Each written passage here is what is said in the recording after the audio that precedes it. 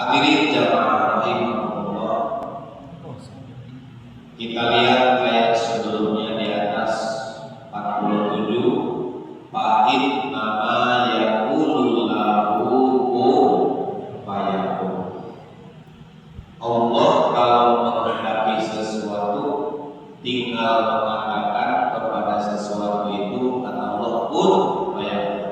Artinya apa yang jadi kehendak Allah semua terjadi. Itulah namanya kudrat irodah, takdir Allah yang tidak bisa dibantah oleh manusia. Karena pekerjaan Allah tidak ada yang mengatur, tapi pekerjaan manusia diatur oleh Allah Subhanahu wa Ta'ala. Tidak membutuhkan apapun dan siapapun, tapi siapapun membutuhkan Allah. Maka oleh karena itu kun fayakun Allah, langit, bumi, matahari, rembulan, laut dan gelombangnya coba. Apa bisa diwakilkan kepada manusia bikin Allah? Apa matahari berputar perlu bantuan? Tidak, dengan sendirinya. Itu semua adalah upaya ya. Walaupun ada sistem melalui proses, tapi hakikatnya tetap berupaya. Misalnya manusia nikah, punya anak, ya itu adalah proses. Tapi kalau Nabi ada langsung tanpa proses, prosesnya tidak seperti kita. Kalau kita kan melalui perkawinan, pernikahan orang tua. Tapi kalau Nabi Adam langsung dibentuk, langsung dicetak. Ya, setelah ada bentuknya makaruh ditiupkan. Barulah di situ namanya fayakun. Hidup maka hidup. Awal kali hidup Nabi Adam dengan bersin. Hasis alhamdulillah kata malaikat ya Allah. Maka sampai sekarang sunnah jika orang bersin membaca hamdalah, maka sunnah mendoakan ya Allah. Kalau dia yang nggak baca hamdalah, jangan, nggak ada perintah sunnah baca yang Allah. Kalau yang bersinnya membaca hamdalah. Wa nu'allimuhul kitab, dan Allah akan mengajarkan kepadanya tentang kitab. Satu, Allah kepada setiap nabi dan rasul mengajarkan kitab melalui malaikat Jibril. Kan hebat, ya, malaikat Jibril dulunya tangguh. Kemudian yang kedua, wal hikmata, nanti Allah kepada nabi dan rasul akan memberikan hikmah. Apa sih hikmah? Hukum yang ada tertera di dalam kitab. Misalnya halal, haram, boleh, tidak boleh, sunnah, wajib, makruh, mubah, itu nah disebut hikmah. Jadi disebut orang ahli hikmah, berarti orang pintar yang mengerti hukum syariat agama. Terus apa lagi? Wat Taurat. Kemudian Allah akan mengajarkan dan memberikan kitab Taurat, khususnya kepada Nabi Musa, umumnya kepada semua umat Nabi Musa. Karena Taurat hanya berlaku di zaman Nabi Musa sampai suatu ketika Allah kirim Nabi Rasul dan diganti kitab.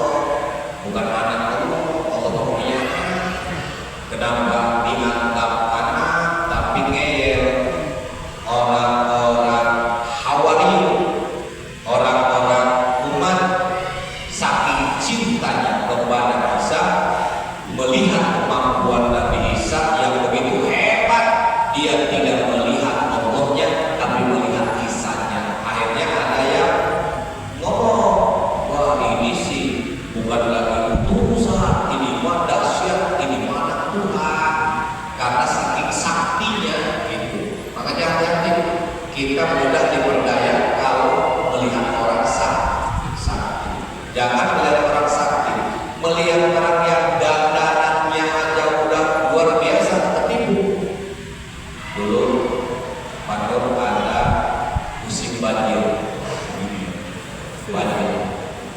Pas hari Jumat, khotib nggak bisa datang pagi. Ketua masjid bingung. Diumumin lagi pada saudara-saudara, khotib nggak datang, masuk waktu. Siapa yang bisa khutbah ditunggu di depan. Akhirnya Pak Toyo melihat ada syekh di bawah beduk. Di bawah beduk, dam-damnya jua, gudeg-gudeg, aspeknya sekali jebuk dipakai. Lapor Pak Toyo sama Pak Herna. Pak Ketua, ada abu ya? Di mana? Itu di bawah beduk. Kok diem aja? Ya orang kali begitu. Ditutup orang yang pakai gudeg-gudeg, orang yang pakai jubah, Pak naik ke mimbar jadi khotib karena ini kiainya nggak datang. Nurut naik ke atas mimbar, belum disuruh juga langsung naik ke atas mimbar. Begitu naik di atas mimbar dia ngomong, saudara-saudara, berhubung khotib nggak datang, Jumatan libur. Nggak tahu jawab stres. Nah, nggak tahunya orang ternyata begitu diselidik-selidik temennya siapa? Aduh, Masya Allah. Makanya ini dongeng supaya kita tadi jangan tertipu dengan kostum. Ya, ini aja kan terjadi karena tertipu. Padahal maksud Allah itu biar mereka mengakui bahwa Isa ini utusan. Kan mereka sendiri meminta, kalau kamu sebagai Rasul, buktikan. Coba orang yang udah mati ribuan tahun hidupkan. Dihidupkan kan bisa, tapi bismillah dengan izin Allah gitu. Terus ada orang punya penyakit, ya disembuhkan. Wah, mereka akhirnya tertarik, akhirnya memutuskan bukan lagi Rasul, tapi anak Tuhan. Dari situ awal-awal masalah. Ya, nah ini semua dikisahkan di dalam Al-Quran, gitu. Ya. Nah, oleh karenanya hadirin jamaah rahimahullah, di mana sama dari mulai Nabi Yusuf sampai kepada Nabi Isa itu semua jalurnya adalah Bani Israil karena putra keturunan Nabi Yakub alaihi salam. Ya. Makanya termasuk Nabi Isa, kalau kata bahasa kita ini Nabi pakai sebungsu.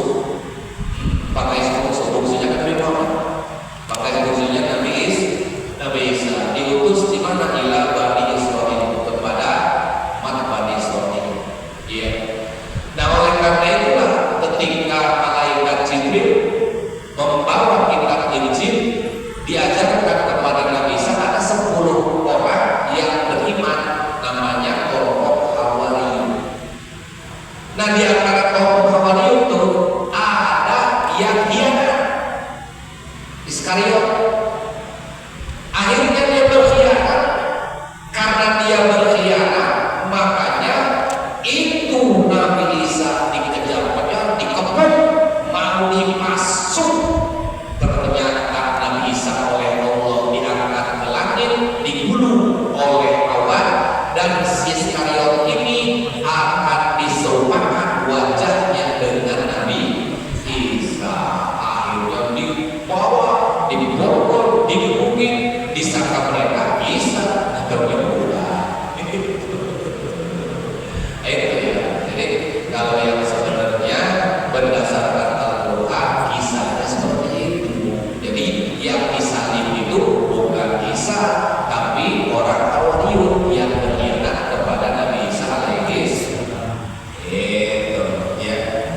Nah, bagaimana kata Nabi Isa diperintahkan oleh Allah dakwah di hadapan Bani Israil? Anni qad jitukum bi ayatin min rabbikum anni Allah. Sesungguhnya saya, kata Nabi Isa, qad jitukum, sungguh telah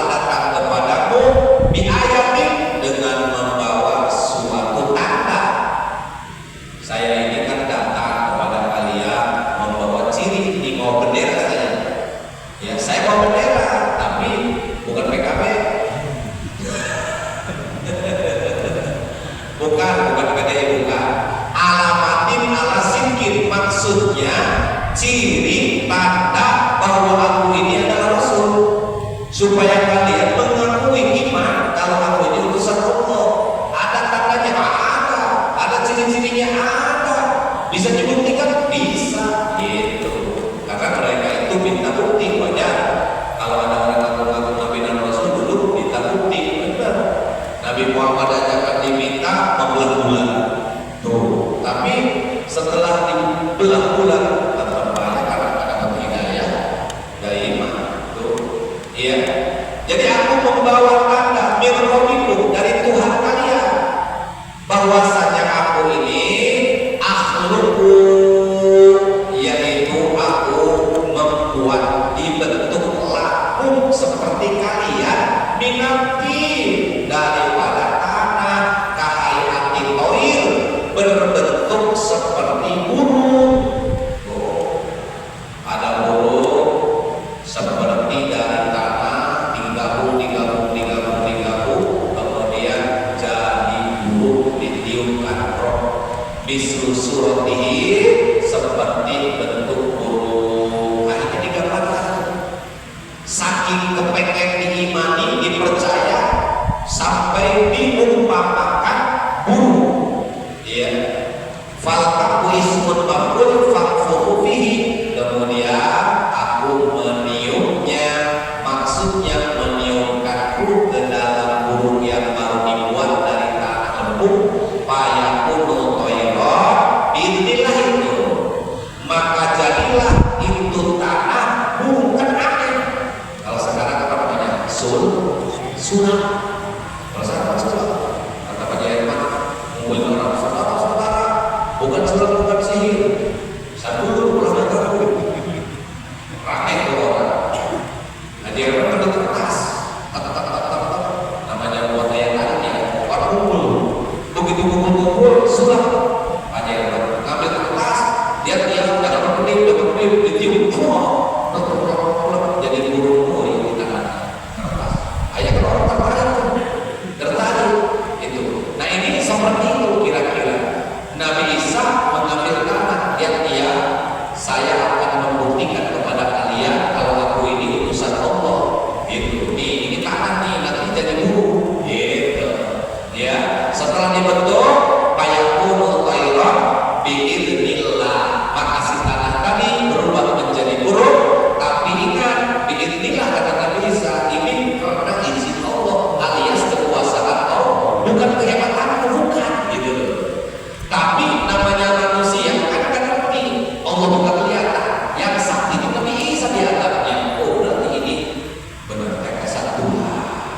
Gitu. Ya makanya kalau orang udah punya ilmu apa-apa, ini juga sama Pak Jairman juga. Kalau misalnya Pak Jairman nanti kertas jadi burung, kemudian dia bicara, saya wali. Oh, yang pertama kali deklarasi jadi. Disusul panglimanya Musafir. Dideklarasikan, saudara-saudara, di Muara Baru ada pemimpin baru, wali Allah, Haji Herman. Gara-garanya apa? Tadi gara-garanya sulap kertas jadi burung. Jadi ini tersebar tersiar berita ini pada kemana-mana. Akhirnya orang berbondong-bondong datang pengen jadi muridnya, termasuk juga. Nah ini contoh seperti itu. Makanya mudah sekali untuk membengkokkan orang, menyesatkan orang kalau orang tersebut tidak punya hati, tidak punya akidah. Tapi kalau kayak ini, insya Allah bukan. Itu ya. Nah kalau silap yang bedanya. Nah jadi biidznillah ya, kata Nabi Isa, ingat, bukan aku yang hebat, bukan aku yang gagah, tapi ini mah izin Allah karena kudratnya Allah, bukan kehebatan.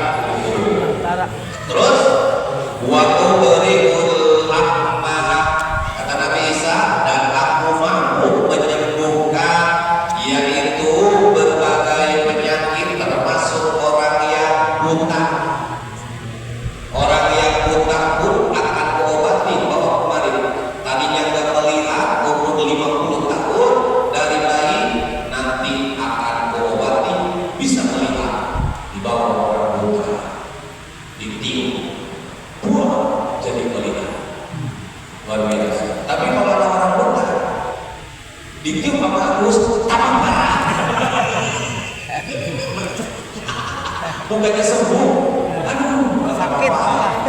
ya kan? Nah, makanya perbedaannya di mana? Yang melihat dan yang tidak. Tuh. Makanya mereka tidak akan mengatakan warna selama matanya tidak melihat alam indahnya dunia. Dan apa kata-katanya? Terang bagi orang, gelap bagi dia. Sakit banyak. Makanya buat kita tenang, karena tahu kata Agus, walau ada imam, walau ada orangnya, ya karena dia tahu mana ada orang bertanya begitu. Bahkan kata yang melihat mah meletus alun hijau dan orang bodoh mana tahu hijau mana tahu kuning, semua gelap. Iya, makanya bagi kita terang, bagi orang buta gelap. Tapi begitu disembuhkan oleh Nabi Isa, dia melihat akhirnya terima kasih Tuhan, terima kasih Tuhan. Jadi menuhankannya bukan kepada Gusti Allah, tapi kepada Nabi Isa. Wal abroso, bahkan penyakit kusta pun disembuhkan. Apapun di saat itu yang ada yang diminta oleh jamaah supaya membuktikan bahwa dia adalah mukjizat, semua termasuk menghidupkan orang yang sudah mati. Nanti dibahas. Ya, ini luar biasa. Ya, makanya Nabi Isa diminta untuk menyembuhkan penyakit buta, penyakit kusta langsung, tapi tetap diirinlah. Tapi mereka ngeyel, ya mereka tidak lagi melihat Allahnya, tapi melihat Nabi Isa sebagai ciri anak Tuhan. Wa uhyil mauta biidznillah, tidak lepas ini cerita terus biidznillah. Supaya apa maksudnya? Supaya mereka itu jangan menganggap Nabi Isa Tuhan, jangan menganggap aku anak Tuhan, aku mah Rasul, tapi biidznillah. Wa uhyil mauta, dan aku menghidupkan orang yang sudah mati, tapi tetap biidznillah, dengan seizin Allah. Ayo dibawa kuburan yang mana?